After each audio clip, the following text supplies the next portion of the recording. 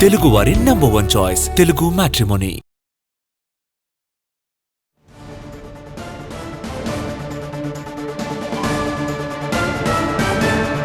Kukatpally police station ముందు సహస్ర కుటుంబ సభ్యులు నిరసన వ్యక్తం చేస్తున్నారు.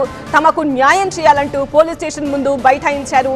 సహస్రను చంపిన బాలుని తమకు అప్పచెప్పాలని డిమాండ్ చేస్తున్నారు. వారంతా తమ కూతుర్ని హత్య చేసినట్టే అతన్ని కూడా కఠినంగా శిక్షించాలని డిమాండ్ చేస్తున్నారు. మేమే చంపేశాము అని చాలా మంది మా మీద నిందలు వేశారని కూడా ఆగ్రహం వ్యక్తం చేస్తున్నారు. సహస్ర తల్లి తన మీద తన భర్త మీద చాలా ఆరోపణలు చేశారు అని సహస్ర తల్లి చెప్తున్నారు.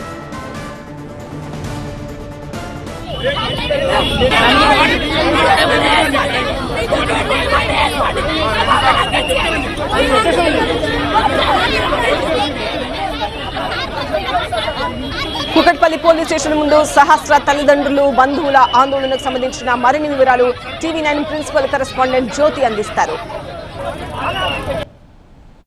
ప్రస్తుతం మనతో మాట్లాడేందుకు సహస్ర తల్లి ఉన్నారు. ఒకసారి మాట్లాడదాము. రేణుక గారు చెప్పండి, అంటే ఊహించినటువంటి పరిణామం చోటు చేసుకుంది. ఇంటి పక్కన ఆడుకునేటటువంటి అబ్బాయి ఈరోజు సహస్రాన్ని చంపారు అని అంటేనే మాకు కూడా ఒక షాక్గా అనిపిస్తోంది. ఆ లెటర్ కానీ ఇవన్నీ చూసినప్పుడు కూడా ఒక స్కేరీ అనిపిస్తోంది. ఏం చెప్పదలుచుకున్నారండి ఈ సందర్భంగా?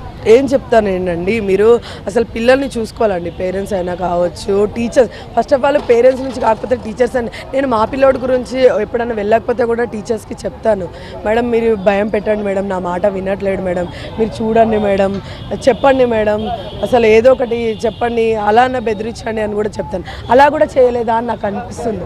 ఆ అబ్బాయిని ఎందుకు అలా వదిలేశారు, ఎందుకు అన్నాన్ని చూస్తుంటే కూడా నేను చెప్పాను ఇన్స్పెక్టర్కి, ఏం చూస్తారు ఫోన్లో అంటే కూడా ఏదో చిన్నపిల్లలు ఆడే గేమ్ ఛానల్స్ కానీ అవి కానీ వస్తుంటాయి, అవి చూస్తుంటాయి. అది కూడా తెలీదా వాళ్ళ క్రైమ్ చూస్తున్నాడు అన్నప్పుడన్నా బెదిరించాలి కదా.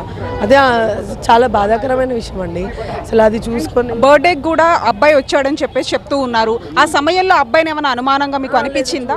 గమనించలేదండి. జస్ట్ వాళ్ళు వచ్చారు, లోపల కేక్ కట్ చేశారు, ఇంకా బయటనే ఉన్నారు అందరూ. అసలు లోపలికి కూడా రాలేదు. జస్ట్ కేక్ కటింగ్ వరకే ఉండే, ఏం గంటలు ఉండడం స్పెండ్ చేయడం అలాంటిది ఏం లేదు. జస్ట్ జనరల్గా మాట్లాడుతుంటాం.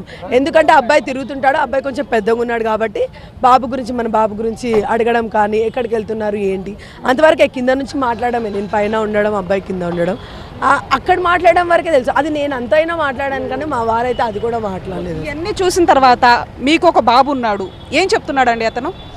ఏం చెప్తాడేంటి మేడం, మా బాబు నైట్ చూసాక అసలు నేను కూడా అలానే చేస్తాను మమ్మీ, ఎందుకు అక్క మెంటాలిటీ మారిపోయింది. మరి మారిపోతుంది కదా. ఎవరిదైనా అంత క్రూయల్గా చేసినప్పుడు ఇప్పుడు ఎవరైనా మారుతారు, దాంట్లో ఏముంది. అందుకే ఆ మనిషి ఎవరు మారకూడదు అంటే ఆ బాబుకి చూపించాలి.